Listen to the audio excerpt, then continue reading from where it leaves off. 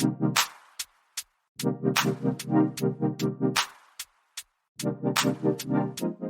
going on, everybody, and welcome to the Other Side of the Firewall podcast, where it's about the latest and greatest cybersecurity news, as well as we highlight those movers and shakers and glass ceiling breakers. As people of color have made it to the other side of the proverbial firewall.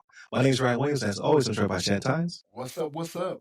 What's going on? So welcome to Wednesday's episode, there we go, of the podcast. So Monday, Tuesday are topics, Wednesday discussion, Thursdays, Ask CSSP. We won't have any of those for a few weeks. And then Fridays, everything else, movies, books, all that cool stuff. But without further ado, I give it to Shannon. All right, everybody. So this article comes from GJSentinel.com, and that's the Grand Junction Daily Sentinel, written by Dan West. And the title of this one was Local Cybersecurity Experts Seeing Rise in Government Data for Sale Online, right? So the fact that there's a rise in it, I can 100% see that being the case, right? Like when it comes to geopolitical affairs and things that are going on out there in the world, I can 100% see the government being a target for trying to infiltrate or get things out there. And we've seen it to where sometimes it's been made easier, right, to have that information out there by using possibly unsecure apps for official functions, things of that nature, right? But what they're talking about here, right? So Curtis Minder is the guy's name, and he's the CEO of cybersecurity firm GroupSense. And he's talking about him seeing an increase in initial access to government networks,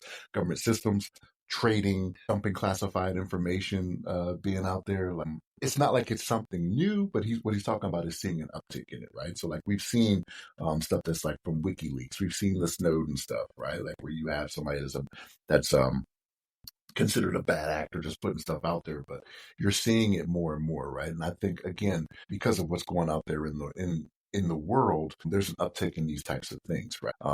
The dark web is out there just having this data for sale for everyone, right? We didn't bring it up this week, but you have, 198 million people affected by that big breach they had, like with passwords and whatnot. Right. Yeah, I think it was 198 million, or I think was the number they gave. But I can 100% see the government being like one of the bigger targets out there because of what is going on, whether it be different things that are being said by the administration, different things that are going on to where they may just want to halt certain things or just find different things out, right? Like we talked about it in the past, and it's one of those things that's a reality about different countries wanting to know what is going on in the United States government to get a better foothold on intellectual property, things of that nature, right? Because it may not be necessarily that they're going after Boeing or Lockheed or one of these defense contractors.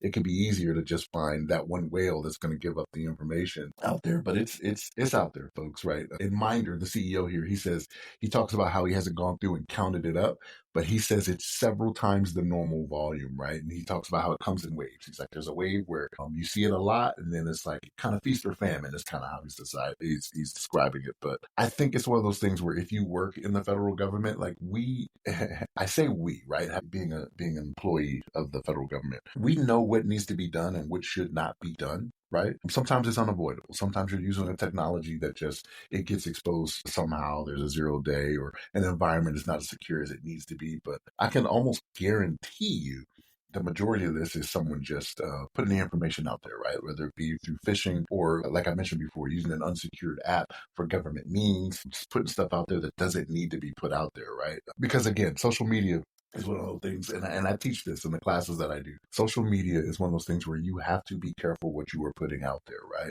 Because a lot of information can be inferred from what you put on your, and this is the thing, LinkedIn is social media, right? People, I can't tell you how many times I've heard people say, well, it's LinkedIn. I'm like, LinkedIn is social media. It counts. You know what I mean? Like, don't assume because you're not putting pictures of your family up there that information cannot be gleaned from that, right? So like I have a whole slide where I talk on it and foot stomp on it, right? Like, hey, it is, LinkedIn is social media. Do not put certain information out there based off what we do. But yeah, when it comes to defense related data access, it's got to be shut down to the greatest extent possible, because this can have truly adverse effects, right? Because especially when it comes to the Department of Defense, what they're doing with certain weapons that may or may not be public yet, if that information just gets out there, you have to you have to realize the amount of money and the amount of time that's been invested into that could be, that could be just wasted. This isn't like a Sony leak, right? Like Sony having their next movie or whatever leaked out there. It's not the same, right? This is the Department of Defense and what they do. But yeah, there's an uptick in it. And the CEO of GroupSense is like, hey, we got to be better. So, and I agree. But what's your thoughts on this? So I lost my voice there for a second. I believe that some of it may be cyber hygiene, right? You have a bunch of people in leadership positions that don't necessarily care about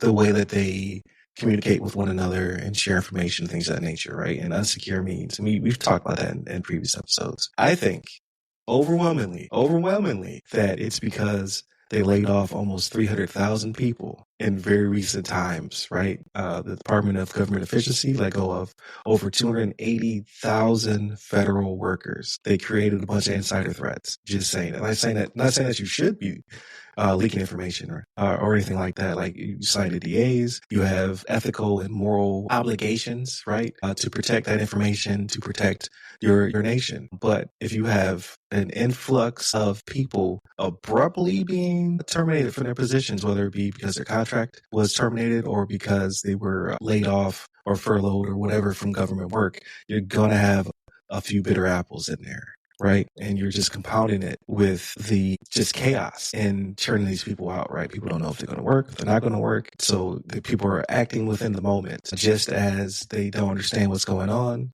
The government is saying, like, we don't understand where all this information is coming from. Yeah, these people are pissed and they're leaking information like a ship with multiple holes in it. Right. Like they're letting this stuff go. Like, first, if you're going to terminate people, you should have a robust termination policy to offboard these people, which they're just kind of cutting as they see fit. But also, you should have better cyber hygiene, right? They should be able to exfiltrate this data, things of that nature, or drop malicious code. So when HUD had their massive layoff, it's like their airline, a layover. When they had their massive layoff, they had that cyber incident immediately after. Remember, they had the screensavers and wallpapers that had the president and Elon like giving each other massages or something weird, but it was like immediately after. Like somebody had built this looping video using AI and dumped it in the system. Like they were mad, right? You're making a lot of people very upset and wondering why you're hemorrhaging information left and right. It just doesn't make sense.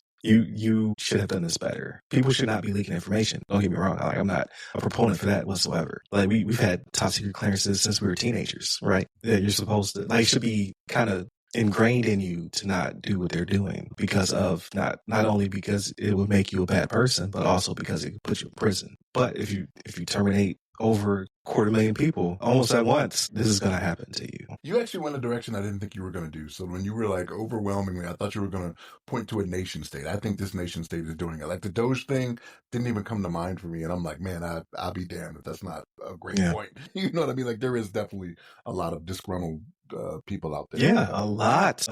Like, because he says in here, while the increase has been noticeable, the cause is not yet known. Yeah, you're going to figure it out. And once you start to attribute this to certain people, you're going to figure out like, oh, they worked here, they worked there, right? It's a bunch of disgruntled ex-employees. And that's what I believe. Like, I could be wrong. Like, maybe a nation state did infiltrate really heavily, but then I would also attribute that to the mass layoffs, right? Like, who was watching? Who was on watch? Like, oh, it should have been this team. Why is this team not paying attention? Oh, because they don't work here anymore, right? So either way, I think it's because of the Doge cuts. Not that I'm being bitter or anything like that, but it's just the timing makes sense. So either it's because we let down our guard, or because people are pissed and they're dropping dimes left and right. So either way, you caused the issue with the mass layoffs. So there it is, right? Hire me to be your analyst. I can figure it out real fast. But hopefully this faucet turns off, right? These people should be losing access. They shouldn't be able to get into systems and things of that nature. Again, your offboarding and termination procedures, I just don't think we're so hot. So this is my 2 cents. We'll come back to it. We'll circle back around probably end of the year. They'll have a little bit more information and arrests. I can see a bunch of people getting put in jail for dropping this information on the interwebs or trying to sell it, to the bad guys. You used to always go through that training, right? The cyber awareness training. You would never guess the people who sell this information. It'd be like people who should definitely know better, right? They're like, oh, this chief of this service and his family was selling information to the Russians. You're like, why? But to be fair, right? So like anytime we think insider threat, we always think malicious, right? But like you can be an accidental insider threat as well, right? The access you may have and the information you may know, if it's inadvertently put out there, right, or if it's not intentional, right, or state actors, a different nation state has not approached you, you can be an accidental insider threat. Like it's one of the things we go through in our training, right? Talking about it, but yeah, the cyber awareness thing, like we've been seeing that.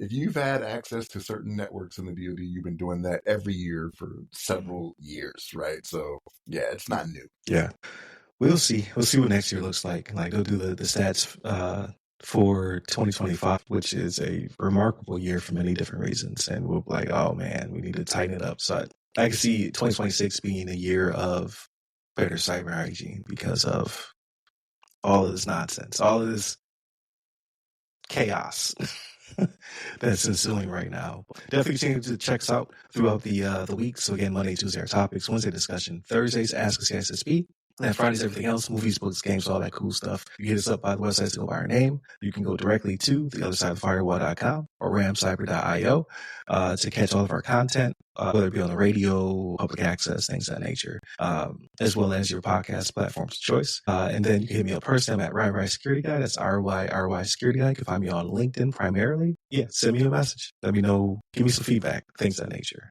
Stay safe. Stay secure.